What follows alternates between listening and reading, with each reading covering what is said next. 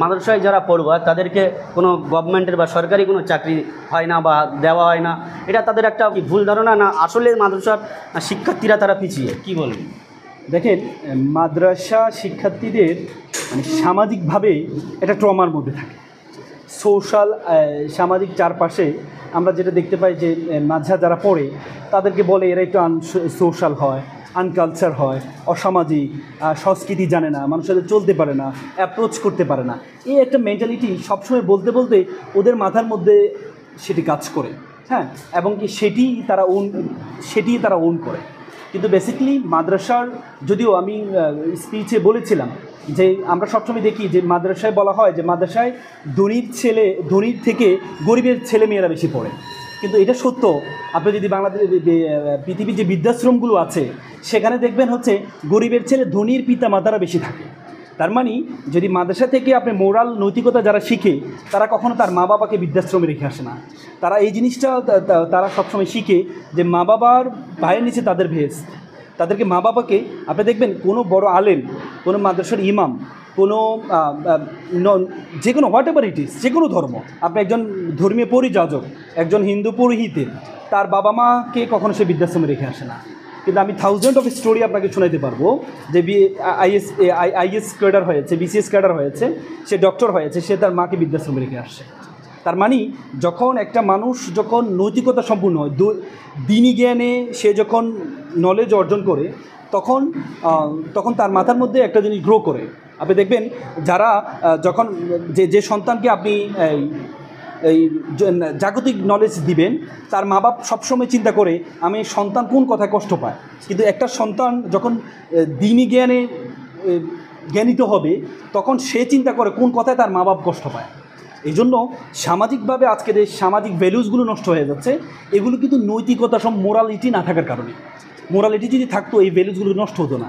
মাদ্রাসায় সেই মোরাল দেশকে পরিচালনা করার জন্য, এই ভারতকে পরিচালনা করে, ভারতকে দুর্নীতিমুক্ত করার জন্য মাদ্রাসার শিক্ষার্থীরা সবচেয়ে বেশি ভূমিকা পালন করে আমি মনে করি।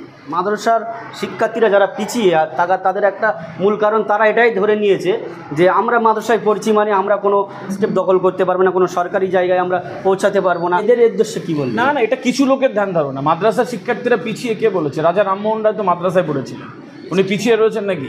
কত বড় বড় স্কলাররা মাদ্রাসায় পড়েছেন, পিছিয়ে রয়েছেন নাই? কিছু লোক বলে এটা একটা ভ্যালুস তৈরি করে যে মাদ্রাসার ছেলেদের বোধহয় জায়গা নেই। সর্বৈব মিথ্যে কথা। পৃথিবীতে যোগ্য মানুষরা কখনো বসে থাকেনি, তাদেরকে কেউ বসিয়ে রাখতে পারেনি। যোগ্য হলে তারা যোগ্য জায়গায় যায়।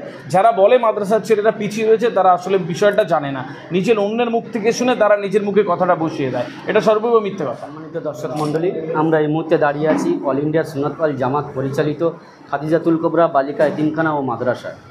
আজ 23শে মে খাদিজাতুল কুবরা বালিকা এতিমখানা মাদ্রাসার ছাত্রীদেরকে নিয়ে সেমিনার অনুষ্ঠিত করা হয়।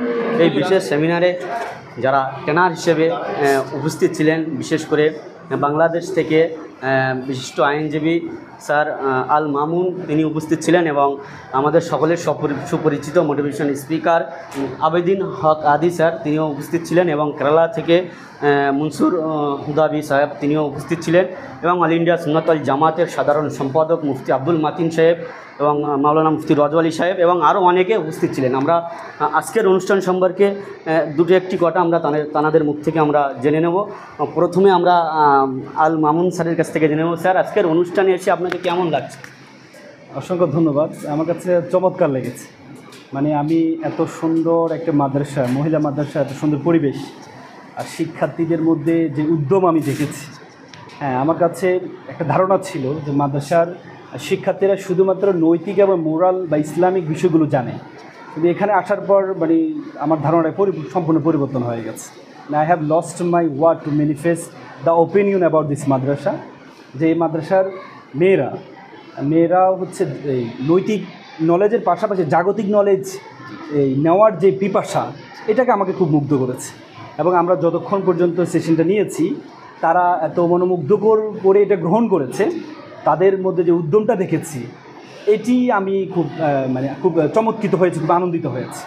স্যার, যারা স্টুডেন্ট তাদের কি আবার উদ্বুদ্ধ করলেন আপনি? আমরা বেসিক্যালি মাদ্রাসা শিক্ষার্থীদেরকে যেটা বলেছি সেটা হচ্ছে তাদের মধ্যে একটা হীনমন্যতা কাজ করে যে আমরা একটা অমুসলিম দেশে বসবাস করছি, আমরা মুসলিম হওয়ার কারণে বড় বড় সরকারি চাকরিতে আমাদেরকে ডিসক্রিমিনেশন, বৈষম্য করা হয়। এই চিন্তাটা কিন্তু ভুল। আজকে যদি বৈষম্য করা হতো তাহলে এপিজে আবুল কালাম কীভাবে প্রেসিডেন্ট হয়, একজন মুসলিম হওয়া সত্ত্বেও, একজন কালো হওয়া সত্ত্বেও। আমি তাদেরকে এটি বোঝানোর চেষ্টা করেছি, তুমি নিজের উদ্যমটা কাজ করো। তোমার আল্লাহ যে মেধা দিয়েছে সেই মেধাটাকে তুমি কাজে লাগাও। তুমি তোমার সর্বোচ্চ পরিশ্রমটা তুমি করো। তুমি যখন তোমার সর্বোচ্চ পরিশ্রমটা দিতে পারবা, তুমি যখন তোমাকে যে নলেজটা আল্লাহ তাআলা দিয়েছে সেটি পৃথিবীতে আল্লাহ তাআলা কিন্তু কোরআনে বলছেন যে কাউকে তিনি অনর্থক সৃষ্টি করেননি। প্রত্যেকে সৃষ্টি করার পিছনে কারণ আছে।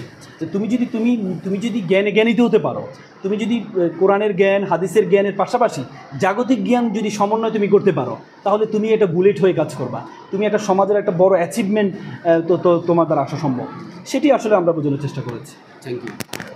দর্শক, আমরা আমাদের মাঝে আজ এগুলো তারকা পেয়েছি আমরা সকলের কাছ থেকে দুটি একটি কথা শুনবো না তা হয় না। তো আমরা একটু এবারে জেনে নেব আমাদের মোটিভেশন স্পিকার আবেদিন হক স্যারের কাছ থেকে। স্যার, প্রথমে আমরা জিজ্ঞাসা করব আজকের অনুষ্ঠান আপনার কেমন লাগলো? এক কথায় বলি, আমি সবসময় বলি মানধাত্তার আমলে চাবি দিয়ে এখনকার তালা খোলা যাবে না, এখনকার তালা খোলার জন্য এখনকার চাবি চাই। বাচ্চাদের ওই এখনকার চাবির কথা বলেছি, ওরা নিতে পারলে ওই তালা খুলে যাবে। অনেক বড় মানুষ আছে তারা। স্যার, আজকের যে বাচ্চাদের ভিতরে আপনারা কি দেওয়ার চেষ্টা করলেন? চেষ্টা এটাই করেছি যে ওরা আধুনিক মানুষ হবে। ঐতিহ্য এবং আধুনিকতা যখন একটা মানুষের মধ্যে থাকবে, তারা অনেক সৎ, সুন্দর এবং সফল মানুষ হয়। একটা সফল মানুষ একটা কমিউনিটিকে সার্ভ করতে পারে, একটা দেশ, একটা জাতিকে ইভলিউশনের সাক্ষী হতে পারে। এরা প্রত্যেকেই সেই সমাজের বিবর্তনের সাক্ষী থাকবে, একটা তারকা হবে আগামী দিনে। এই বিশ্বাস তাদের মধ্যে দেওয়া হয়েছে এবং আমি মনে করি একটা মানুষ যখন, একটা ছেলে বা একটা মেয়ে যখন এই পর্যায়ে বিশ্বাস করে, তারা বড় হতে থাকবে। মাদ্রাসার পরিচালক মণ্ডলী, টিচাররা, স্টুডেন্টরা, ম্যানেজমেন্ট সবাই যখন একটা চাইছে, আনন্দ সুন্দর একটি এই আয়োজনটা হতো না। অনেক মাদ্রাসা আছে যারা এরকম একটি আয়োজন করবার তারা কখনো চিন্তাই করে না। সুতরাং খাদিজাতুল কুবরা মাদ্রাসায় যে আয়োজনটা করেছে, এই আয়োজনটা থেকে বোঝা যায় যে তারা আধুনিকতার পক্ষে, ঐতিহ্যের সাথে এবং এই সব কিছুর মিলিয়ে তারা একটা বিবর্তনের সাক্ষী থাকতে চায়। তো দর্শক, আমরা আজকের এই সেমিনারটি একেবারে যে জায়গায় অনুষ্ঠিত হয়েছে, খাদিজাতুল কুবরা বালিকা এতিমখানা ও মাদ্রাসার ডিরেক্টর তিনিও এখানে আছেন। আমরা শুধু এতটুকু তার কাছ থেকে একটাই কথা জানতে চাইবো, হুজুর, অল ইন্ডিয়া সুন্নাতুল জামাতের যে একটা স্বপ্ন ছিল, যে সেই স্বপ্ন কি বাস্তবায়ন হতে চলেছে না আপনি কি মনে করেন? অল ইন্ডিয়া সুন্নাতুল জামাতের যে স্বপ্ন ছিল, সেই স্বপ্ন আলহামদুলিল্লাহ বাস্তবায়ন হওয়ার পথে। একদিকে আমরা স্যার যে কথা বলছিলেন যে নৈতিক যে শিক্ষা, সেই শিক্ষার পাশাপাশি জাগতিক যে শিক্ষা, সেই শিক্ষার ব্যাপারে ছাত্রী বা শিক্ষার্থীদের মোটিভেশনটা যাতে আমরা চেঞ্জ করাতে পারি, যে কারণেই সাদদের মতো মহাতারকাদেরকে দিয়ে ছাত্রীদের মোটিভেশন চেঞ্জ করার জন্যেই, ওদেরকে উদ্বুদ্ধ করার লক্ষ্যেই ওনাদের দিয়ে এই বক্তব্যটা করার।